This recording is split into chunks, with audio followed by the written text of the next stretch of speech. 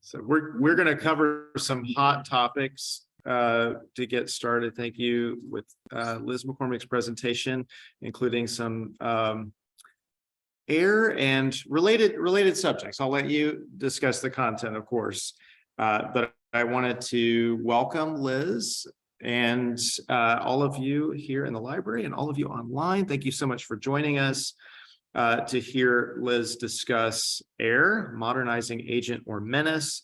A quick bio about Liz. I know a lot of you know her bio, but I think it's always nice to get a little refresher to respect our colleagues. As you know, she's an assistant professor here in the School of Architecture. Her work strives to enhance architectural innovation and construction technologies in tropical regions, recognizing that a sizable portion of the globe occupies hot, humid climate zones. So it makes sense that we would focus a lot of our efforts on those zones. She is an architect, educator, and researcher whose work explores climatically sensitive and contextually appropriate building enclosure designs that both connect the occupant to the outdoors and reduce the dependence on mechanical conditioning. She is a licensed architect, lead, certified professional, and certified passive house consultant.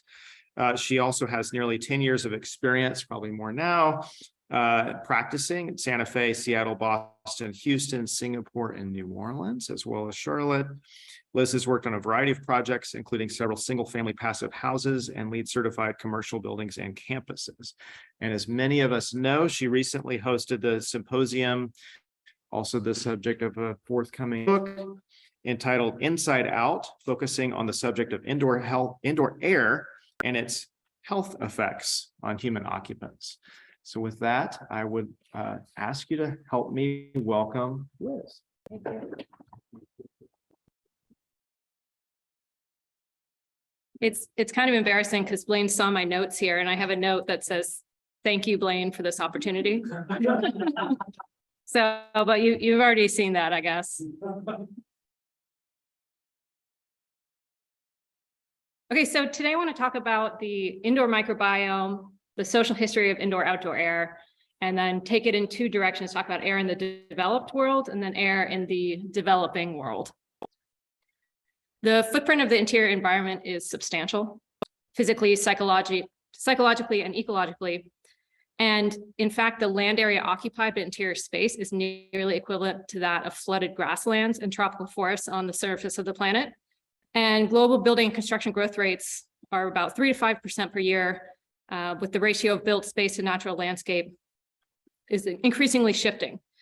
This is an image that I really love from Laura Martin's text that shows the indoor footprint of Manhattan compared with the land area. So 172 square kilometers of land area, indoor area versus 59 square kilometers of land area. And this is, Manhattan was initially an outlier, but this is a ratio that's increasingly growing across the world where there's more indoor space than outdoor land. According to a report from the US EPA, Americans spend 90% of their time indoors. And this enclosed environment, particularly when controlled by mechanical ventilation, is an ecosystem with its own nutrient cycles, biotic life, and energy flows, which impact every aspect of the human experience.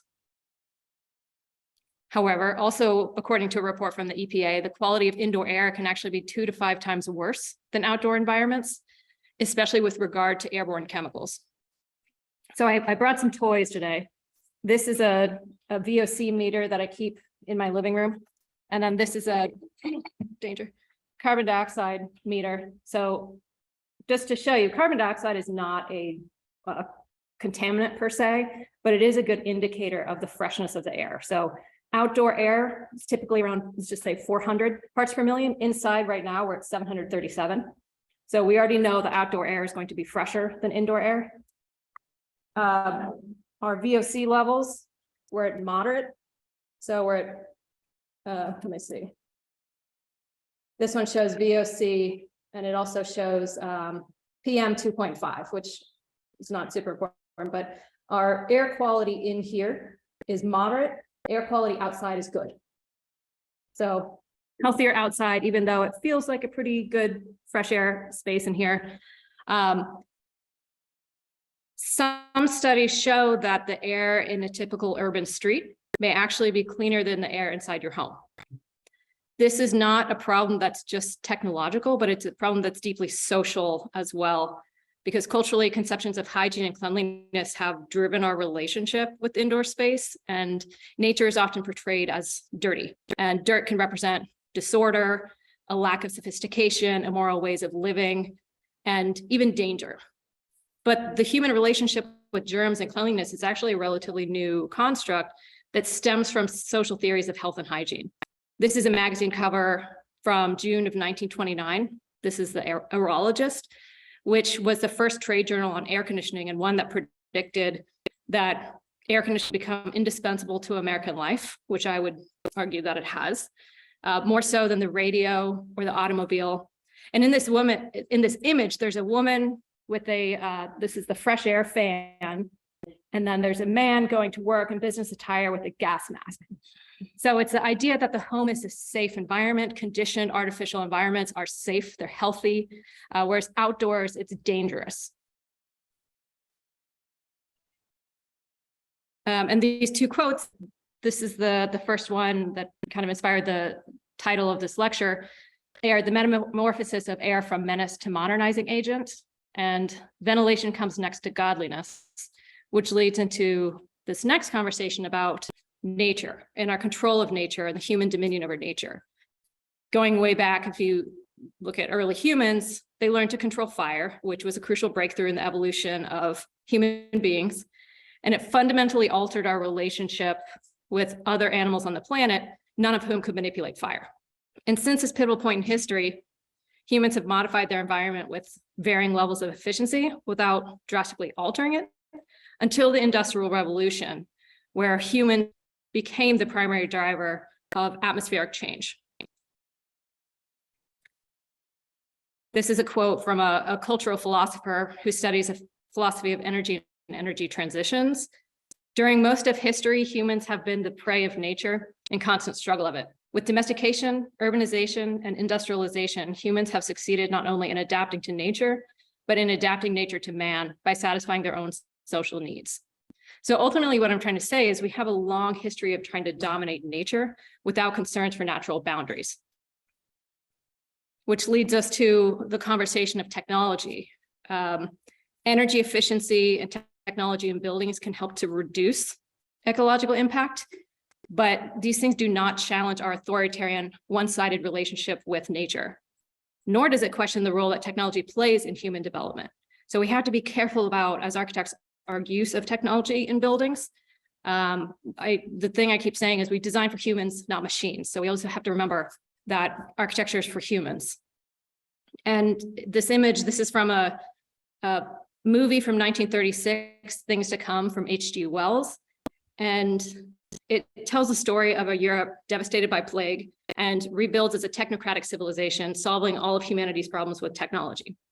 So the girl is sitting on her great-grandfather's lap, and she says, they're looking at history pictures, is what they're called. What a funny place New York was, all sticking up and full of windows. The man says, they built the houses like that in the old days. Why? They had no light inside their cities as we have, so they'd have to stick them up into the daylight. What there was of it. They had no properly mixed and conditioned air. Everybody lived half out of doors. They had windows of brittle glass. The age of windows lasted 4 centuries. They never seemed to realize that we could light the interiors of our houses with sunshine of our own.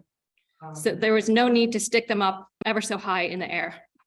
So I think this is a really interesting part of pop culture from the 1930s, where it's talking about the future windowless buildings. We would create our own environments. We didn't need natural environments because we had the power, mastery over nature, to create our own indoor nature.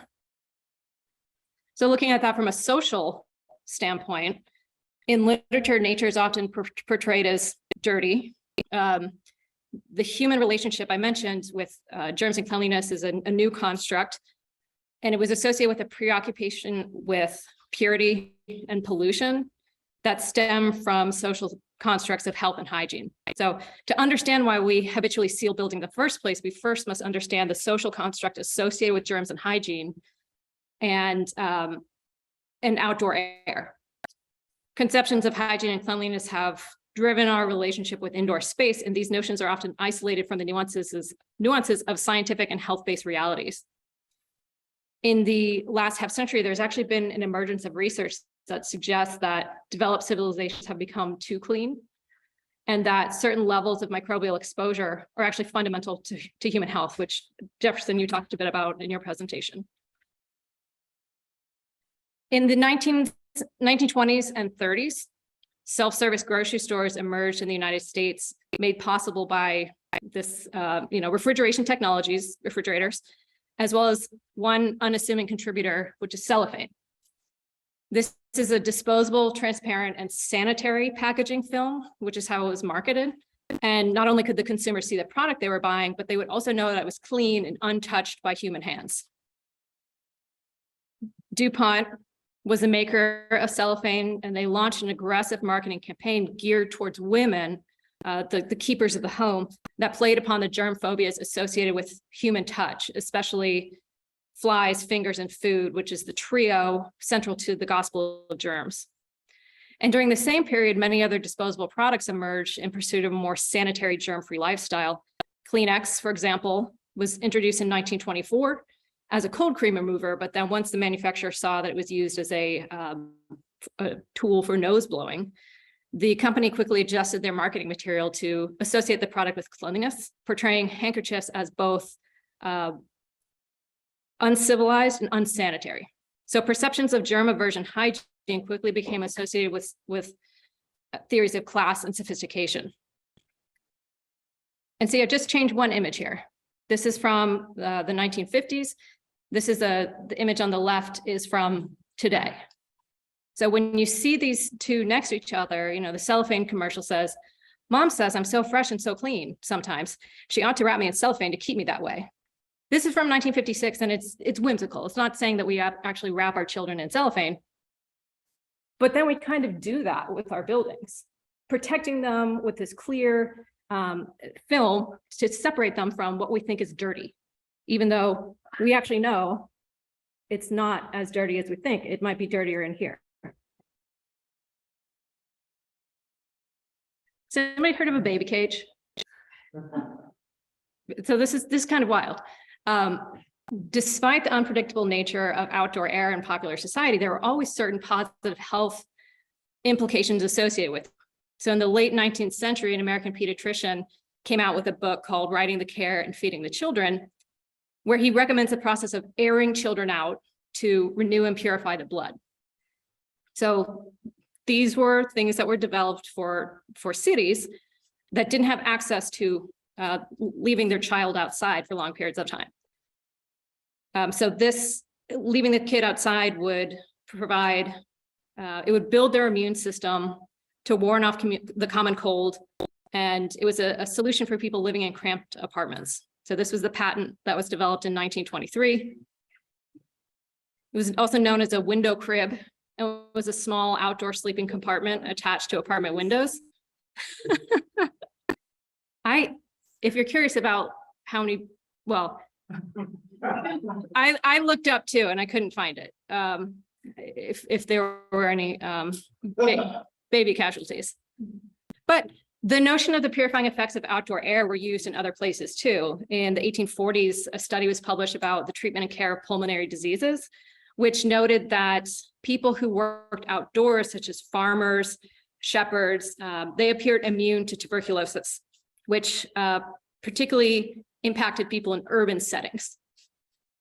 He reasoned that patients, the author of the study, should learn from the lifestyles of outdoor laborers and spend more time breathing fresh outdoor air.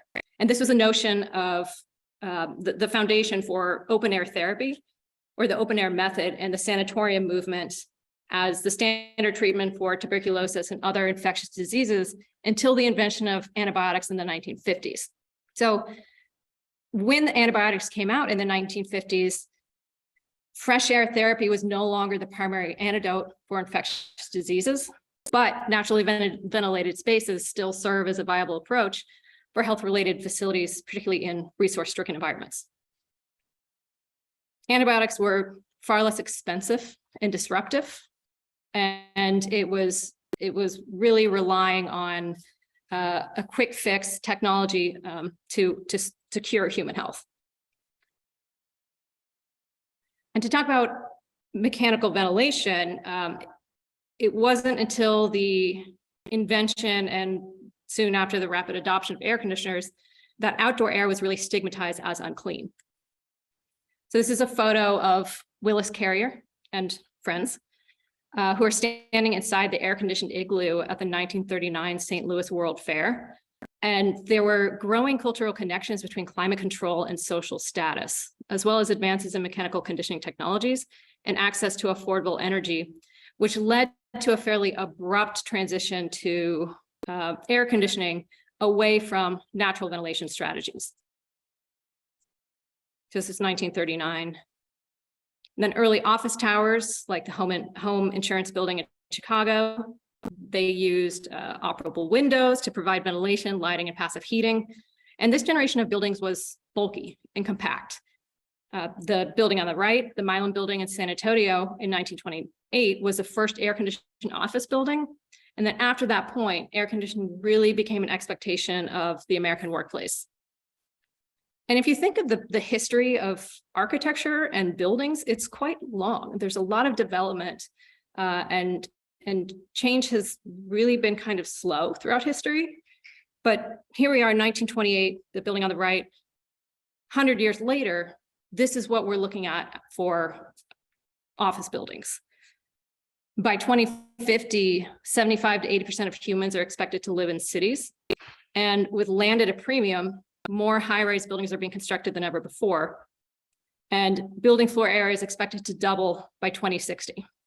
So what we really have to be careful about is this is a system, this is a technology that's developed in cold and temperate climates, a reaction from the international style, but it's being deployed all over the world. And in a couple slides, we'll talk about where that development is happening and why we can't use energy purposes, but also for human health, we can't use this building type. I'm just checking the chat really quick. And then these are some other images that show maybe a little bit out of place, but marketing was a huge driver of indoor spaces and our perceptions of the cleanliness of indoor air. These are some advertisements from the 1930s that really pushed to close windows in buildings. It's an ill wind that blows through open windows, down with windows, up with profits. So there was a lot that was pushing us to close windows, to seal our buildings, that was not just technological, that was not about perceptions of health. There were a lot of things that were really influencing us. So in this context where we're talking about a return to normal after COVID, times of upheaval can have the potential to be major times of radical change. And some believe that this pandemic is a once in a generation chance to remake society, build a better future. Others fear that it will just make existing injustices worse. And so that's part of me wishes a little bit that the COVID pandemic was a little bit longer or more impactful so that we could really understand that the decisions we're making about putting people indoors or putting people in these dense urban office buildings is really detrimental to human health. And then if we return to normal, what have we learned from that situation? So I want to share a project that many of you have seen.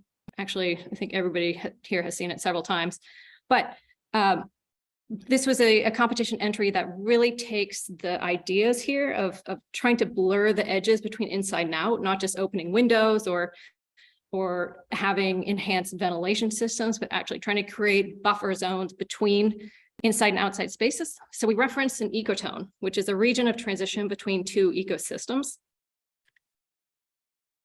And the competition brief asked us to consider, and this was at SQ Dumas Ripple in New Orleans, what role does the facade system play in making workers happier and healthier? So what we were reacting to was that the inside, or that the facade condition is a thin line between inside and out. This image on the left, you see that black line, and then the gray space and the blue space, indoor, outdoor, two very different environments.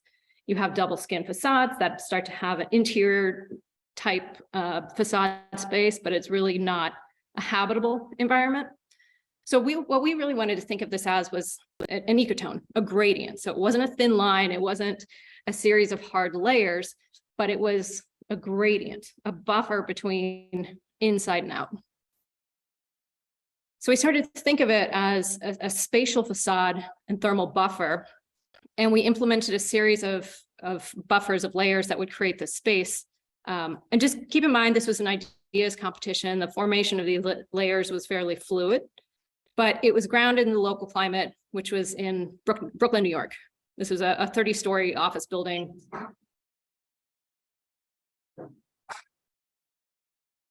Should I go on or?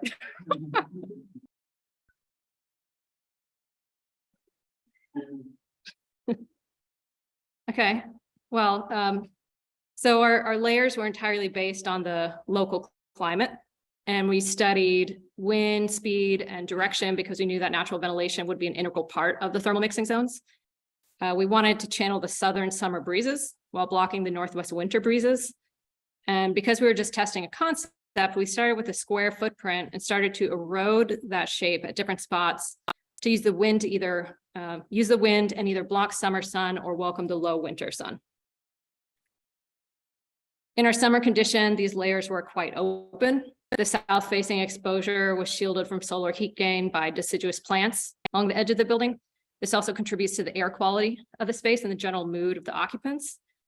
And each of these zones is habitable, because another thing that makes humans happy inside buildings is getting to choose your own thermal environment or control your own thermal environment.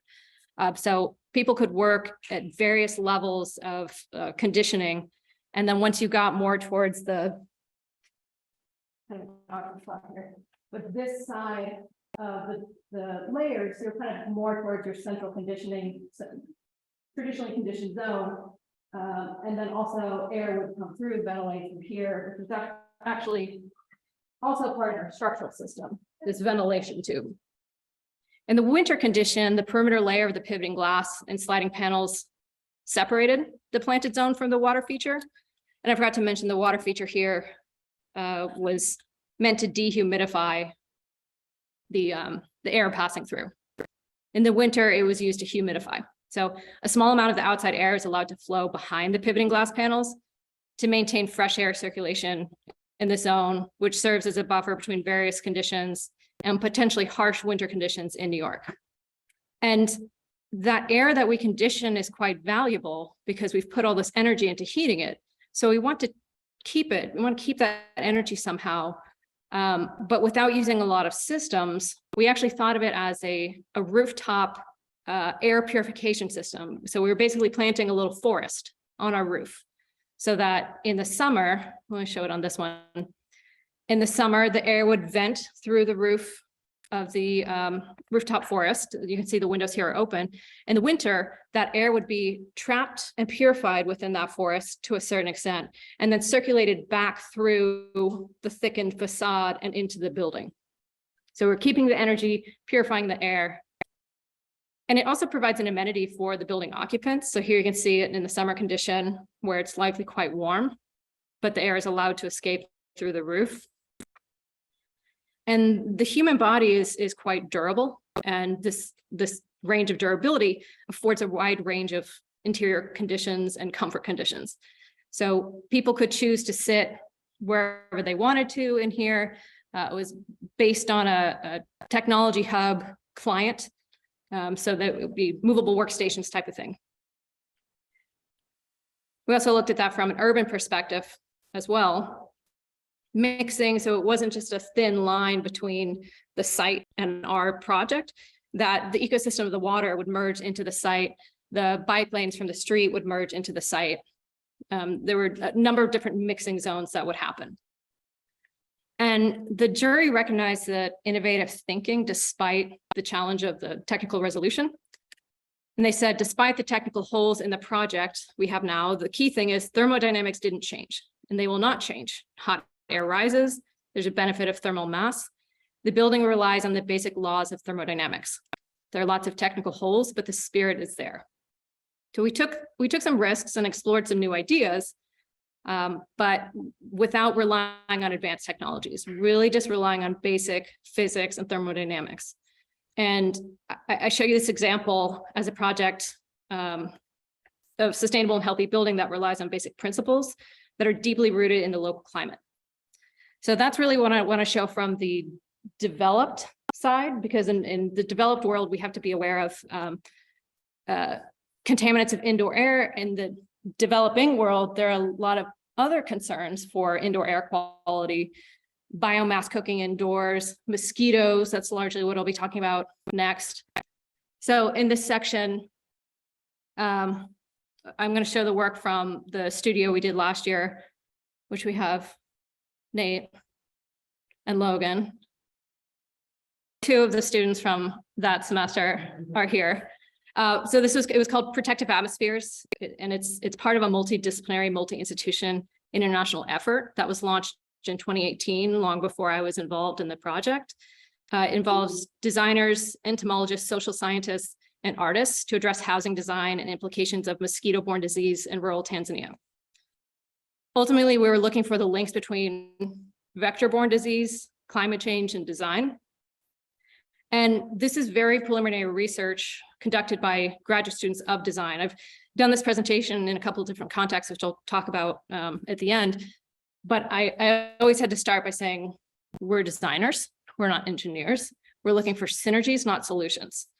So that's the lens I want you to think about it in this context.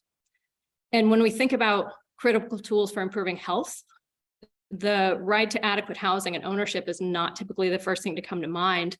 More often we think of investing in health, creating more economic opportunities, establishing physical protections. Adequate housing, in fact, can influence all three of these areas, and the pandemic has brought its importance back into the spotlight. So just in general, understanding the climate, annual mean temperatures are generally correlated with the latitudes closer to the equator. So if you're thinking of tropical regions, that's between the Tropic of Capricorn and Tropic of Cancer. But there's actually a lot of nuance when it comes to the climate in these regions. So when we're talking about tropical climates, this is these areas in pink. So the lighter pink is equatorial and the dark pink is subtropical.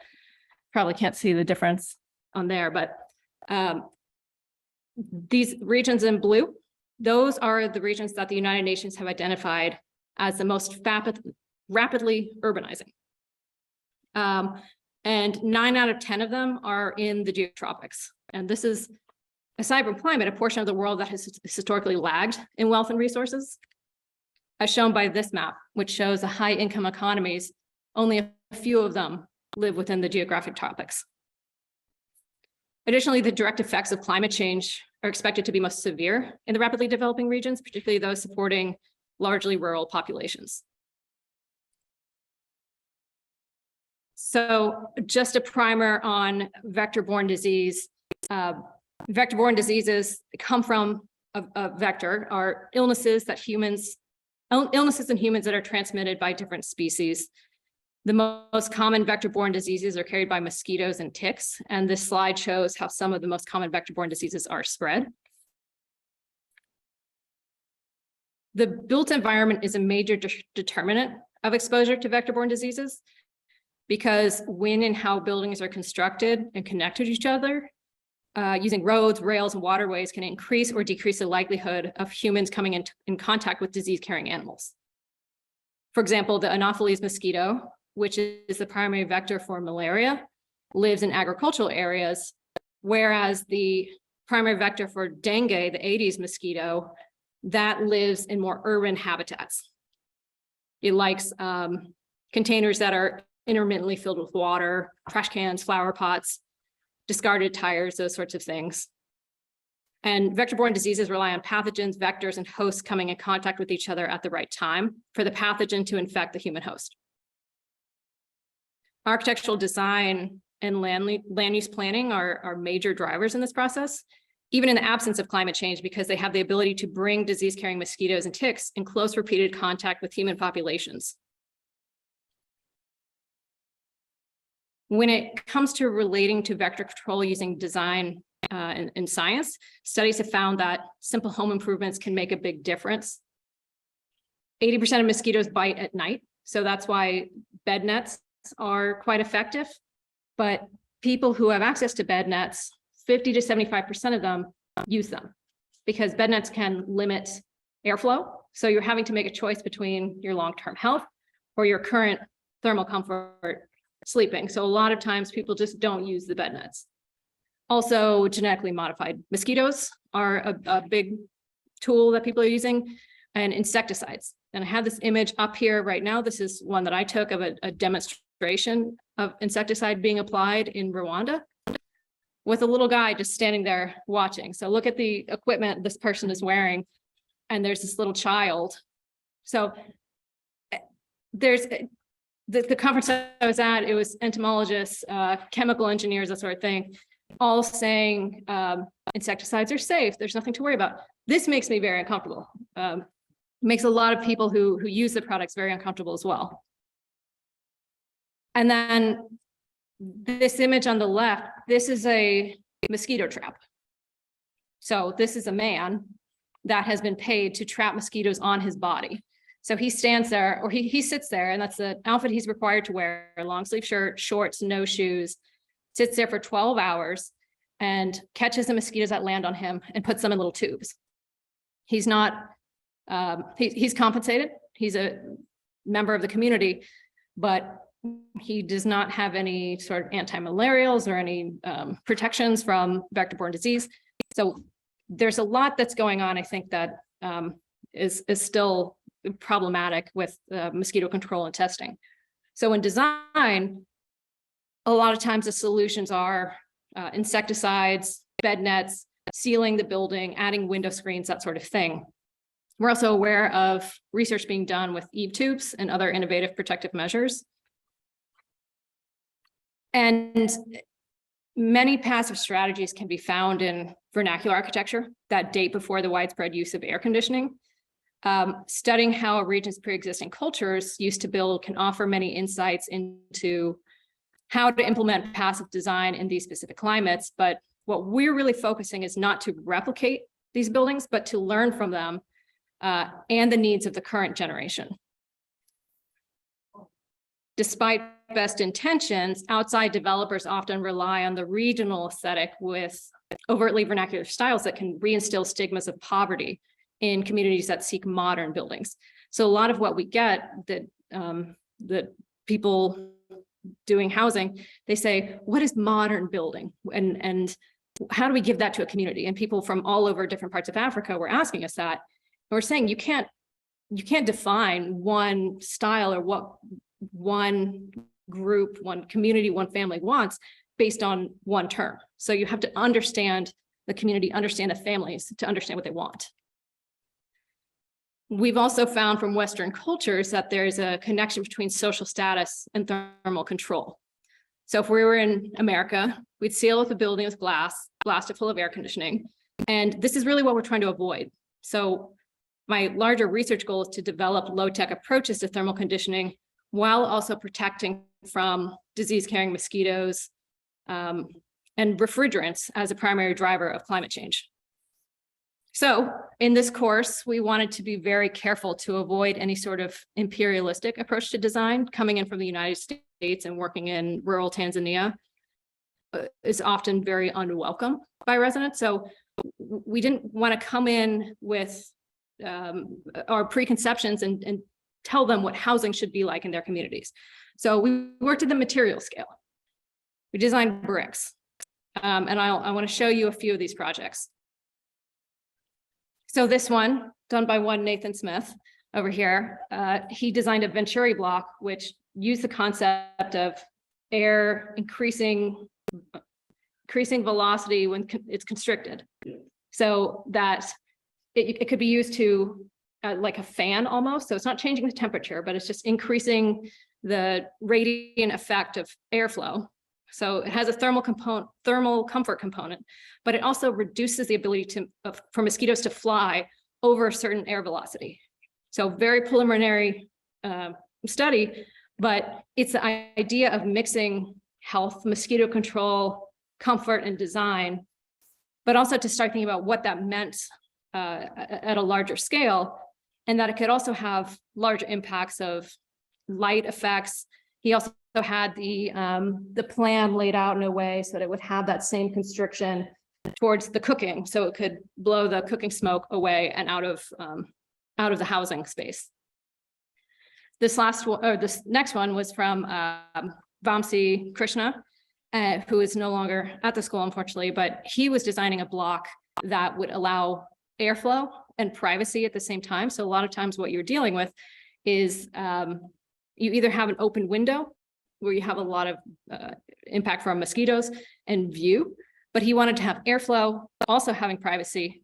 And one unique thing about his project was that he considered it being built in phases, so that a lot of times in these communities, you can only afford to build one small part at a time.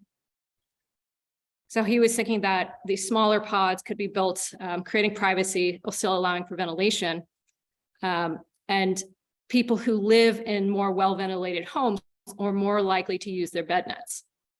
So this is hoping to improve the thermal comfort, not a huge control of mosquito influx, but improving thermal comfort enough that people would use bed nets. This is the interior space, and that back wall is where the ventilated brick would live. Matt Panko's project, so he didn't create actually his own brick. He used the traditional Tanzanian brick and stacked it a little bit differently so that it could have opportunities in the central part of the building. That's more the living area. That would be quite open during the day. He has solar panels with some small fans to keep it moving in there as well, which more ventilation, more control of mosquito flight. And then the other areas, the darker black, those would be more for sleeping, a little bit more protective. So potentially a little bit less comfortable, but the focus was more on the central space where people would come together during the day. And this was his view of it. So in that central area, it was quite open. There was a lot of airflow. And I recently this semester presented this work at 2 different conferences. Both conferences, I was the only architect in the room. At PAMCA, so this is the Pan-African Mosquito Control Association. This was in Kigali in Rwanda. Someone came up afterwards and said, what are the top 5 interventions to apply to buildings? And how much do they cost? Which I was a little bit shocked by, because he just saw this presentation and he thought I was qualified to answer that, which I'm not. I don't feel like I want to be, because what we're trying to do is that it's not about solutions. It's not about single things that we can do, but it's about understanding that what we do as architects has a big influence on the dignity of the people who live in these spaces. So it's about preserving or restoring dignity to people. And that means something different in every community or even every family. But ultimately, housing can have a major impact on public health, particularly in developing regions. And housing can really be an empowering organism that can be a catalyst for other components of economic mobility. Oftentimes in buildings, we design for machines, sizing or mechanical systems, but we're not always designing with human health in mind. And again, not about developing solutions, but finding the synergy between different disciplines. At the APHA, this is American Public Health Association. I took a picture of this slide and I sent it to a bunch of people, and I was like, what the hell am I doing here? So the first presentation was about rural Ethiopian women have few concerns about HPV self-screening. Second presentation, electronic medical record implemented in outpatient clinics in Senegal. Sustainable and protective housing as a tool for vector disease control. And then number 4, using a co-design approach to design and test socio-behavioral intervention to counter COVID-19 vaccine-related misinformation among underserved populations in Pakistan. I had no idea. I saw this matching. I was like, this is going to be a mess. Everybody's going to laugh at me. And then they were really fascinated, because it's the conversation we had. We really had nothing in common except that you have to learn from people. And that often you don't talk about that sometimes in these contexts. It's about, what are the top 5 solutions? How do you do these things? What is a cost? But the key takeaway was that you have to go into these communities, you have to understand what they're looking for, and then you work with that. So that's the biggest thing that I've learned from this work, which is my plan really over the next few years to keep developing these relationships outside of architecture, looking at social history, working with hard scientists, social scientists, to better understand human social behavior and the influence that we can have as architects in the built environment. So this presentation was more of a collection of ideas and works in progress than it was more about a single thing. It's all to say that I think we can make buildings for humans, make healthy spaces, but we have to rethink our reliance on mechanical conditioning technologies and technology in general. There's more work that we should be doing as designers and guiding the human experience in the built environment. So thank you very much.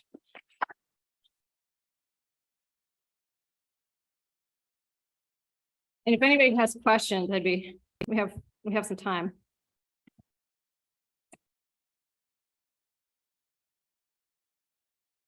And how's the online? Are there questions on? There are 23 online. Right. If anybody online has questions. Just curious about the public health event. When was that? That was the one in Boston that I didn't submit my travel authorization form for. So very recently. Very recently. And how did you, I mean, I think that's really, I'd like to applaud that. We don't, that architecture, we don't often reference other disciplines. Sometimes we work with them, but to actually take the initiative to present. Yeah. Is one of the things. So how did that come about? So I met someone at an ARCC conference, Adele Houghton, which I know you worked with at, or she came to Aspire or something. So Adele is an architect who's now doing a doctorate in public health. And I showed her some of this work that we were doing in Tanzania, and she was super invested. So she's now introduced me to all these people who are doing work in Tanzania and Eastern Africa. So just chatting, networking. Just mention, following on that, we're setting up a meeting between college, urban core, and health human services to revamp and maybe reintroduce the symposium that we held with health human services a year ago spring. Try to connect it to community engaged work. Posted if you're interested, but Yeah. CDL, you know, the jobs, interesting stuff that could probably connect, if nothing else, to that notion of learning from the folks that you're working with. Yeah. And then see ideas and solutions. Yeah, the whole thing is honestly been very humbling. You know, you come in thinking you know so much, and then you leave knowing just how much you can contribute, but how much you need support to do that, and that you can't do this kind of work independently. Yeah, I think one of the things that it might have been the challenges we face is so complex that one discipline alone is Right. often enough. Yeah. I think we're on the track for sure. Yeah. Yeah. Thanks. Were you able to put the products of the studio and the findings of the studio that you thought take it to the next step or something? What was the outcome for Hendrix and the studio? We're still working on that. We've applied for a couple funding sources to develop that work. So the studio is going to run again in the spring. The topic or the program is going to be a clinic this time instead of housing. So it'll be a little larger scale, but we have a growing group of social scientists out of King's College London, and also a material research lab at the University of Dar es Salaam has gotten involved. So they're wanting to take the, kind of the material science aspect of it. They're looking at the binders of the blocks, so they don't need to be fired. They're looking at non-industrial starches like cassava flour. So that's one aspect. It's very much in the early stages. The collaboration, I think, is very important between the studio and the university and Dar es Salaam. I think that's productive. And because they know the local yes, culture and the need better than we do. yeah. And I think Nate and Logan, you guys can probably comment, because we came in last semester thinking, oh, we can do these things for the community, and then we realized just how little we knew and how much we couldn't do. I don't know if you guys had any thoughts. We had that the one guy visit, I think he was from Tanzania. I don't know if it was in Colorado or Dar es Salaam, but like talking to the perspective on it, like definitely really helps. And I knew that was a topic throughout the whole time of like, okay, what should we be able to say? Yeah. Yeah. It was kind of like humbling that we did all this research into their vernacular, like what we thought that they were building, and to go and actually talk to somebody that was over there doing things, you got what you're looking at is way too above like the price range of anything else. You almost have to, it was eye-opening for sure to be able to see that, and kind of have to take a step back and even like reduce it to even more, so like the common person to be able to like enact some of these ideas. Yeah. I remember there was a comment from someone, it was either your project or Matt's project, where the feedback was, this is really beautiful. It would look great in Los Angeles, which they didn't mean as a compliment for this context. Yeah. There was a question on the chat. Hey, Ben, what lessons from vernacular architecture do you think we can best bring to our modern architecture after your visit to Tanzania? That's an interesting question. So we got feedback pretty early in the process that, you know, I was thinking affordable, it would probably be wood, stick built, that sort of thing. Many of the residents there would much prefer to live in a house, a brick house that's under construction for 10 years than a wood house that's built quickly in a couple of months. So the use of masonry as just a modern building material, or perception of modern, I thought was really fascinating, and just how much vernacular or how much masonry can be changed. It can be developed, and it can do a lot other than just stack, which is really fascinating. And we are now up to 800 parts per million in here. So yeah, stop with the heavy breathing. Anyone else? Yeah. Nadia? No, I was just gonna, add that I think that having had some similar experiences. Yeah. You know, that like, especially the kind of, the idea of the kind of glorification of the vernacular. Mhm. I mean, and I'm a fan of looking at vernacular systems, but like the replication of that material, technology, like why people would rather have carpet in their house. Yep. Rather than, wood or even a modern floor. And I was thinking about, the idea of like partnership and collaboration and methodology with respect to research. And, the idea that we cannot, or the studio cannot, we cannot, or any of us can't always be embedded in, the place where the work is happening. Yeah. And I think this is always the tension with the kind of community serving work. So on the one hand, you can be very embedded, on the other hand, you can be, and so if you're not embedded, then having partner of partnerships, Yeah, that help act as those connectors. And I think that's, it sounds really cool, just having like, the workshop or the whatever, the people looking at masonry and Yeah. and then other people doing community behavior work, and then, those, yeah, I mean, I guess I'm just restating what I said, you can't do it Yeah. alone. Well, it's like we have the social scientists working with the community, we have the engineers developing the block prototypes, and we kind of think, okay, what do we do then? But to be that bridge between those disciplines is actually quite challenging and important. Yeah. I mean, I would say that's one of the things that architects are actually good at, is being the bridges and connectors. Yeah. And, from a kind of research position, I'm sorry. I was also thinking about the idea of, maybe this is a more theoretical question, of like the modern and what is the modern, and then I was thinking about it kind of breaking down with that, Mhm. you know, and of course the steel building is a classic kind of, but also the idea of, colonialism. Yeah.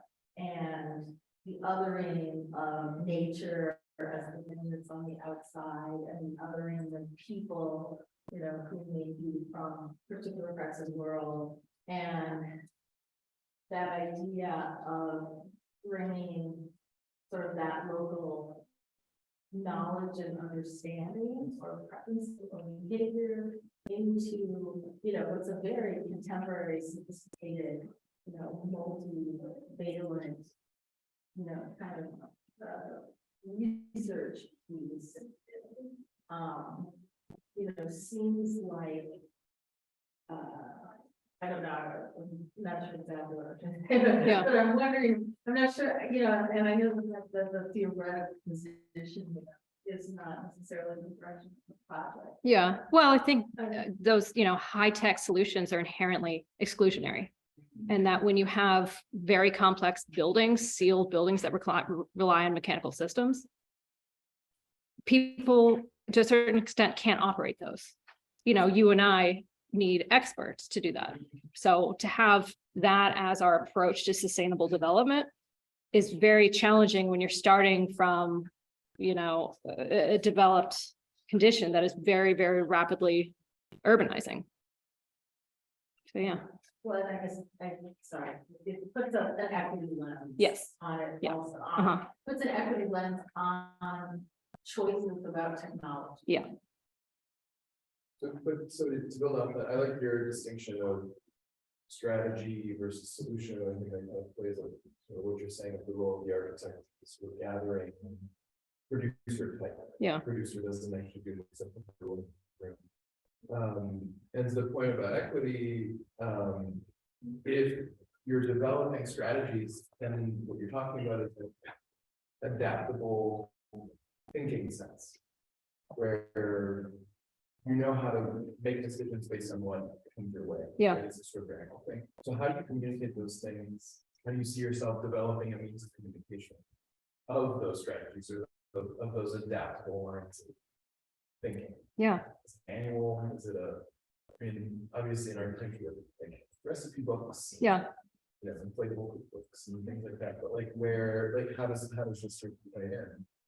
Honestly, that's why I teach, because I think it's some people teach in the sense of like solutions and this is the approach and this is right or wrong.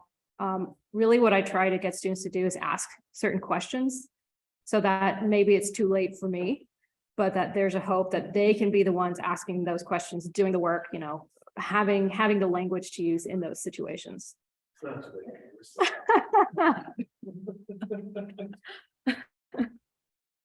I really like how your work addresses cultures and the cultural work and the cultural dimensions of air conditioning and all these technologies and approaches, but also the technical side. Together. Just still kind of wrestle with this massive problem of the tropics and all of those urbanizing areas and the tall building. And it's interesting how your work spans the scale of building. Just thinking, I mean, I would love for you to be sort of integral part of the Council of Tall Buildings Urban Habitat's future work, right? Yeah. I mean, you should be. This work should be. And I have a feeling it's not really on the radar currently, right? That kind of big impact. How can these arguments are very clear, and how can we make big changes in that? Well, I'm very much against like the sort of passive house, which is like you tape and group to no end. Yeah. You have to tape and group to no end. Like, I've been talking a lot about tape and group because I'm working with system, people who've done passive houses that are interested in my material sets. And we're talking about how, my material is like its own self-forming and natural tape and group. Yeah. But it's kind of interesting because you're actually proposing that all of that can actually go away. Right. Through the thickening. Yeah. which is funny because Passive House, I went to RISD. I didn't learn a single detail. It was very conceptual. And then I went straight into Passive House training, and I was very uncomfortable with everything's air sealed, everything's sealed and gooped, which I like that expression. Yeah. So that's really been the driver of this. The hard part, I think, is like, you guys are all in the integrated studio and we're talking about air sealing and efficient mechanical systems. And it's kind of like everything I just didn't talk about. So it's hard. When do you make that jump from, things that work pretty good to something that could potentially, if you just think of a new prototype for the way that humans occupy buildings or the planet, it's hard to balance those two things. So we can wrap up. Thank you all for coming. Thank you. Everybody online, thanks for stopping by.